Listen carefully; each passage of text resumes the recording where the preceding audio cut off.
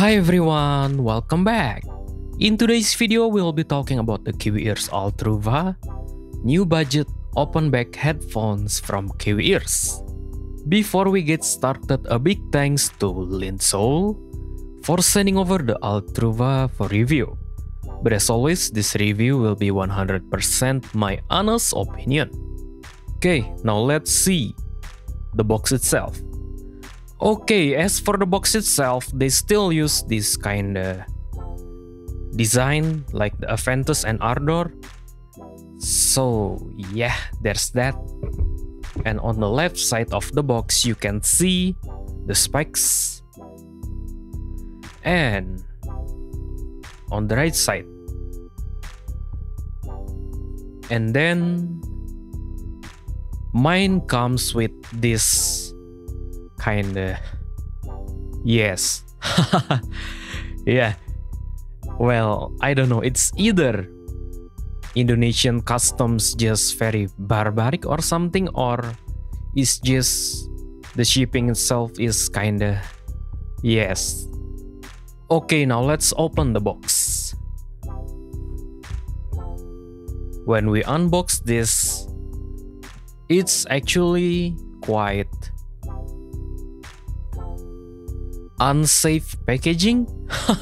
Yeah, because it's literally look like the Jet Audio JT1, I believe. Even this triangle is just literally the same as like the JT1. And yeah, you get this 1/4 inch adapter, the Forbidden Snacks, and then user manual, and then this Velar pads. I will talk about the pads differences in a bit. Okay, so where's the headphone? Let me grab it for you. Here it is. Here's the headphone. Okay, now let's talk about the build quality and comfort. The Altruva mostly built out of plastic with some metal. Obviously, this one is metal. And then the headband type itself is suspension based, but it has this very sad and kinda, I don't know if the camera can even capture it. Yes, this very thin cable, just like the JT1. I believe the Altruva has two variants. One is this standard silver, like it's kinda boring looking, and then there's this wood-like texture which I really love, but for some reason Linsoul decided to send me this standard variant, but it's okay. I'm still very grateful. Thank you, Linsoul. Please send me more. Anyway, jokes aside, the Altruva is connected by using your typical dual 3.5. As for the earpads itself, KiwiEars provide us with two different types. One is the Leatherette, pre-installed from the factory, and one is the Velar type. As for the design itself, it's, to be honest, it's not the prettiest headphones out there, but maybe it's just me being too picky or something. I'm not sure. For the overall build quality, the only complaint, the real complaint I have is that, well, yeah, this suspension cable, because it's kinda thin and scary. It made me feel kinda scared to accidentally snap the cable. Is that even makes any sense? Bruh. As for comfort, the Altruva, on my first week of wearing them, I definitely noticed the clamping force. Since I wear the headphones for a very long listening session, but more or less both earpads has the same clamping force, like the Velar one and the Leatherette one. The differentiating part is just that the Leatherette one has more bass on the sound and somewhat more toasty than the Velar one. Though after some stretching, or not exactly me stretching the headband, but yeah, after some use or broken, the clamping force is now manageable. And the earpads themselves are, as you can see, it's very thick and plush, and it's just, yeah. Also, it's safe to wear with glasses since I do wear one. Like, there's almost no sound differences when I wear my glasses or I'm not wearing the glasses, because some headphones, usually if I wear my glasses, the bass is just kinda gone for some reason because the seal is kinda not perfect. But with Altruva, there's very minimum differences. Okay, now let's talk about the specs and the features. The Altruva uses a single 50mm dynamic driver with high-strength neodymium magnets and a PU plus PEK composite diaphragm, optimized for exceptional mid-range, which is kinda ironic, I will explain it later, and treble resolution. It delivers precise articulation, lush tonality, and stunning detail retrieval. And guess what? Kiwi Ears also marketed the Altruva as studio-grade clarity and balance, which in this case, I think I will instantly deny the studio-grade claims because the mid-range is just haha. They also claim that it has an expensive open back soundstage, which is okay. It is kinda expensive in a way, and definitely larger than your typical closed back headphones. And last one, premium, built with audiophile aesthetics. For this, I can only say I'm not really a fan of the looks, and the suspension cable is definitely doesn't feel premium at all. Without further ado, let's talk about the sound. The setup I used, obviously the Altruva itself with both earpads tested. And then I connect this to the cheap BTR11, my Poco M6 Pro, my M Audio interface. And if you notice for some reason that my video kinda cutting out, I have no idea because I just moved back from Mac to Windows, so yes. And then lastly, I connect this to the Vio QX13. As for the music itself, I use Apple Music covering J-pop, rock, EDM, metal, jazz, and rap. The impression I get from the Altruva is that it has a rather similar tonality like the Jade Audio JT1, but with a more forward mid-range peak that is sadly a bit misplaced. The bass definitely boosted on the mid-bass area. It sounds thick and slaps, but feels a bit sluggish, just like my camera for some reason. But here's the weakest traits of the Altruva.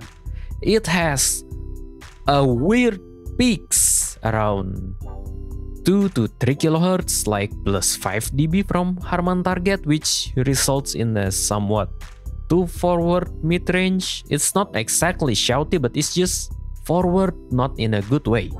And then there's also a peak around 5.5 kHz, which makes the vocals, well, in a way, if we put this into mixing context, the boost, I interpret this, the 2 to 3 kHz plus the 5.5 kHz is to kinda enhance the clarity of the vocal, because they kinda, let me read again the claim. It delivers precise articulation, so they kinda boost this to give more articulation for the vocal, but it just kinda doing it in the not so good way. Yeah, maybe the boost is just too much. It's like plus 6 dB from Harman Target, and it ended up sounding a bit artificial, to be completely honest. And for the treble, it sounds fine, not harsh, nothing wrong with the treble. So the tonality is clearly not perfect, but not the worst. It's just that if you have access to EQ, which audiophile most likely kinda allergy, they avoid EQ like it's some kind of taboo stuff.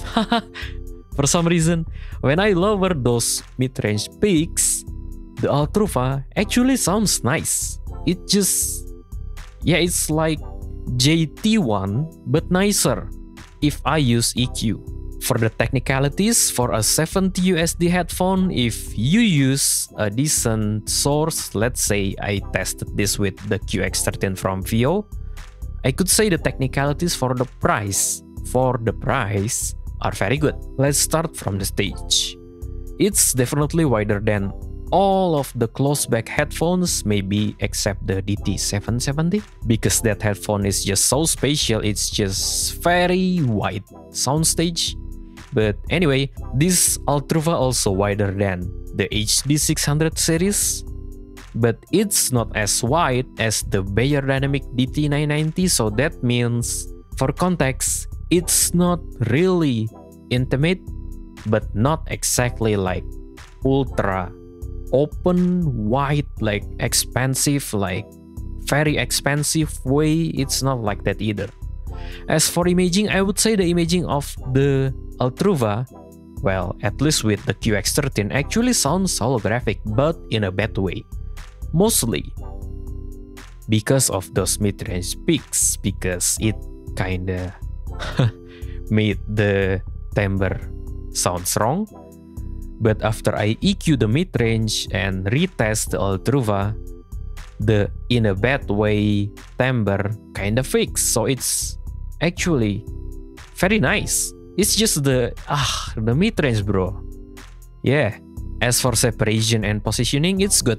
Definitely not the fastest dynamic driver, and I noticed it kinda affect the separation and positioning for complex songs such as metal. It's not bad, but it's not really like pinpoint sharp either. As for the detail retrieval, it's very good. It can extract quite a lot of rumble for an open back. The context here is for an open back headphones. And the mid-range, if EQ, actually has a decent texture, and the treble, while it does not really extend too much, but it has some micro details. Okay, for the comparison, I will compare this with the, hold on, this one, the Aventus. It's another headphone from Kiwi Ears. The Aventus is marketed towards DJ and has a rather, sorry to say, non-elegant looks, and the RGB is just plain gimmick. Like, to put it so bluntly, I'm sorry, but it look like a Christmas tree decoration. And yes, as for the sound, the Aventus actually kinda in a way presents the overall tonality the opposite way of Altruva. Aventus, thanks to its close-back design, it has more sub-bass extension. But for the mid-range, the Aventus has like less mid-range from Harman Target, from 1 kHz to 3 kHz, which resulted in a more relaxed vocal presentation. And then yes, my camera is kinda jittering and acting up again. I'm not sure why. As for the technicalities, it's actually a bit better on the Altruva, except the separation and positioning. Maybe thanks to the configuration of the Aventus, because I believe the Aventus uses dual driver and something, the 40mm plus 10mm, or I actually forgot, my bad.